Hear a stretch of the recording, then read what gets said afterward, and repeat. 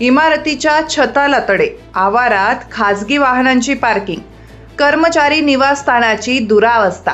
हे चित्र आहे पेठ तालुक्यातल्या करंजाळी प्राथमिक आरोग्य केंद्राचं। आदिवासींचं आरोग्य सुदृढ राहण्यासाठी बांधण्यात आलेल्या या आरोग्य केंद्रावरच उपचार करण्याची वेळ आली आहे। 2004 मध्ये म्हणजेच 24 वर्षापूर्वी ही इमारत बांधण्यात आली। इमारतीच्या प्रवेशद्वाराच्या छताला तडे गेलेले असून ते कधीही कोसळेल अशी त्याची स्थिती आहे।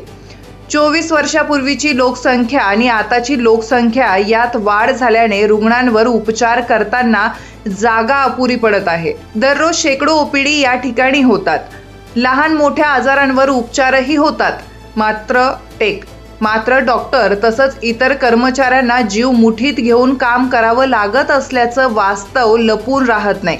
गेल्या 4 वर्षापासून जिल्हा परिषदेत प्रशासकीय राजवट सुरू आहे, त्यामुळे इमारतीचं दुखणं मांडायला सदस्य नाही। प्रशासकाचंही इमारतीकडे लक्ष गेलं नसल्यानं निर्लेखनाचा विषय तसा समोर आलेला नाही।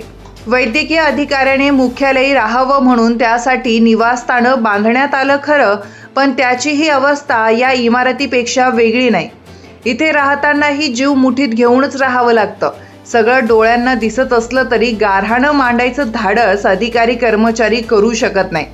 आदिवासींना आरोग्य सुविधा देणारं केंद्र आणि अधिकाऱ्यांच्या निवासस्थानाची दशा बदलणार का, हा खरा प्रश्न आहे।